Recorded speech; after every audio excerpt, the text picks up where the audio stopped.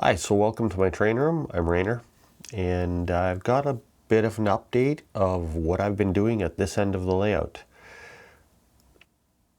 So as you can see, I've been starting to work on some mountains back here, a bit of a hillside, and right behind my head here is a little bridge. So I'll give you a little bit of an update here of how I got to this point and what the plans are going forward. First, I've got to get myself out of this hole. Okay, so that's a bit more comfortable for talking and moving around. It's a bit tight in there, but there's a reason I was in there. I just wanted to show you why I'm doing things the way I am and what order I'm doing things. So let's back up to the last time you guys would have seen this end of it. And this track at the bottom here has been in for a while. And this is my helix hidden behind here. You can see the bottom part down here. This top section here is new. It's not actually part of the helix. It's just the road bed or the sub road bed for a turnaround loop, and there's going to be a park scene up here. So what I did was I started by adding these upper supports to the top of my helix, and I set the level by what I wanted the exit, I guess, from this to be, to go up to my upper staging that I'm going to be working on soon, kind of the north end of the line, if you want to call it. So that was kind of the elevation I wanted. So what I did was I carefully measured and used the level to make all of these vertical supports that are attached to the top of my helix level across the top. And then as I did, the same way as I built the helix, I had some 22-inch radius curves that I attached to the top. And there's going to be this approach to the ring and then the one at the back, both at the same elevation. So I did that. And then I moved over to this side of the room. And if you remember, if you look at my tour of the line where the kind of the top end of my track ended, I continued from there, and just like I've been doing everything else, I cut the sub road bed, the plywood, placed it in kind of the location just to figure out the routing for the track, and then I put the supports in, put a level on top, make sure it's got the right slope, or it's level, or whatever I need it to be. In this case, it was actually a gradual climb uphill from where I had stopped over there to get over to here, because this loop is level, but the entrance to the loop is at a higher elevation than where I stopped the track over there. So this is a gradual incline up here, not very steep. So I put all of this in and joined it up, making sure, as you can see in these shots, where I had the level on top to make sure I'm getting the slope I want, or it's level and it's level side to side, so that the trains aren't leaning side to side going up the hill. Now what I want to do in here is I actually want to have, I guess you want to call it a river valley going up through here that comes through. So I wanted a bridge in up here. Now I found in my boxes, I don't even remember buying it, but obviously years ago I had purchased this Micro Engineering deck girder bridge, 50-foot ballasted deck. So the box was open in another larger box of my train bits and pieces from my previous layout. I had never assembled the kit, didn't have the instructions for it. It looked like maybe a couple pieces were missing, some of these little supports that you can see in the picture down here. But anyway, I found what I could of the parts of it, and I assembled the bridge, and that's now over here. So what I did then was I set the bridge in place and marked the lines in the plywood sub road bed and cut it exactly. Actually, at first I marked the lines for where the bridge needed to be and made sure I had nice solid supports underneath so it wasn't going to move at all, just underneath the sub road bed.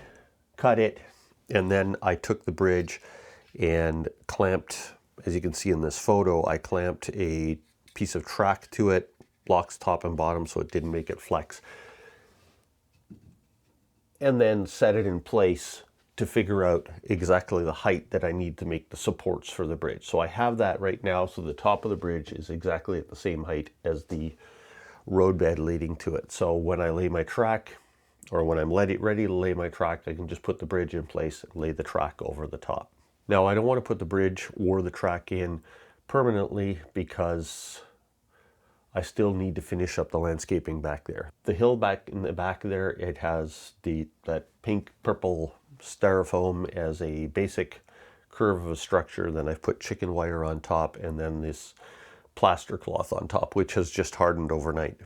So I still need to do more work on it, get the surface of it painted, and do the scenicking back there, do all the scenery, the trees, grass, whatever I'm doing back there before I do the rest of the front of this, because I can easily reach the track here. Even if I get on a stool, I can easily reach the track. I can reach to the back corner if I'm on a little bit of a step stool, but it's an awkward reach and it's not something I would want to do other than if I have to get back there. So all of the track work is easily reachable, but that scenery in the back is not. So that hole where I was standing at the beginning of the video is my current access to work on that. When I stand in that hole facing the other way, I can actually reach that upper corner very easily. It's a bit of an awkward place to be, but I can reach that corner easily. So my plan is to complete the scenery on that hill and on that side of the tunnel entrance. Once that's done, I will put the track in place, put the bridge in, put the track in place, and complete the scenery coming this way. Now what's going to happen here is that tunnel, I've created another little, if you want to call it a valance, that I put in across the top of here. It's just some rough 1x4 strapping that I attached with a piece of 1/8 hardboard or masonite, whatever you want to call it, that I've painted the same blue as the walls. And that's kind of my sky backdrop for a hill that's going to be created here. So what's going to happen is the train is going to go through that tunnel and then come back out here. So this will be either a turnaround loop, or the trains can go in that tunnel and go up to staging. This will be kind of my park area where the passenger trains can come off. Kind of the idea comes from the Algoma Central Railway, where they have the Agua Canyon Park. This is going to be kind of a tourist park where the tour train comes out. Passengers could have a little picnic area. So that's my idea, is to create a little bit of a park and hillside going up to that. And I'll be doing that once I get this other part. Now, as far as the loop going here, I have this piece of wood cut that will go in here. It fits right in like that, and I will temporarily clamp it in so it doesn't fall out because I don't have all the supports in yet.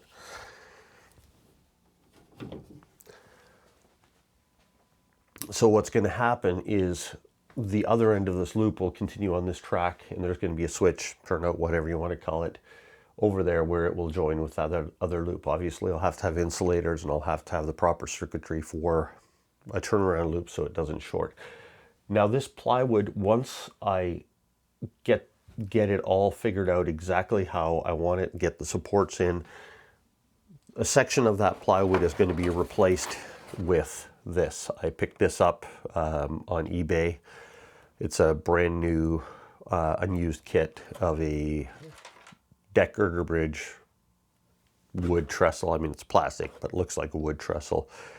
So I'm planning on building that with a curve, and once I figure out exactly how long that bridge is going to be, I'm going to be cutting out a section of this plywood that length and providing proper supports, so this wood trestle is going to bridge that gap. So the idea is that when you look up here, you'll be able to look through across this track with a little low bridge. There's going to be a river winding up here, a wood trestle, and you'll be able to see that other bridge behind it. So it'll be kind of looking up a river valley. So the idea is once I get that part scenic, then I will put the track in and start building the scenery here, build a bridge so I know exactly where the bridge supports need to be, and then I can finish the scenery here and do the rest of this. That's kind of the plan. So it's going to be going a little bit slower than some of the other stuff I've done, just because scenery work takes a long time to do. The plaster cloth, you put it on, it has to dry. I need to put some other plaster on there, do some painting to get the ground cover on it.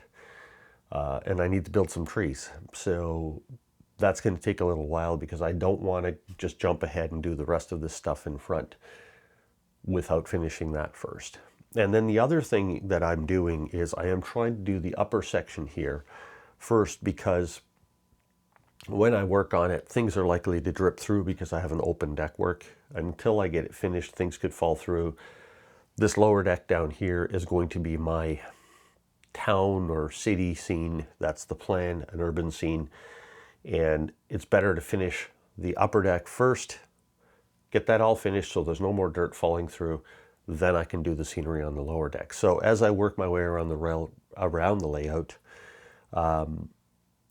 I'm going to need to do the scenery on the upper decks, or most of the work on the upper decks, before I do the lower decks, just because it's a lot easier to do it up there and I don't have to worry about damaging things at the bottom. Later I can put, light plastic cover to keep drips off of things at the bottom, but for now when I'm doing the heavier construction stuff, it's better to do it that way. And of course, in this area, if I want the access back there, I need to stand up in the middle of the layout. And eventually, once I start doing the scenery, that hole's going to get covered up. Once I do the town scene, the hole's going to get covered up. So I won't have that path available anymore to get at that back corner. So that's why I need to finish it as much as I can right now. Anyway, that's kind of my latest update on what I'm doing here. It's not quite as tutorial based as my last turntable video, but just trying to give you an update of what I'm doing here and how it's progressing. So scenery is starting to happen, starting with that corner. Thanks for watching. And if you want to see more, make sure you subscribe. Thanks to everybody else that has subscribed already. And see you next time.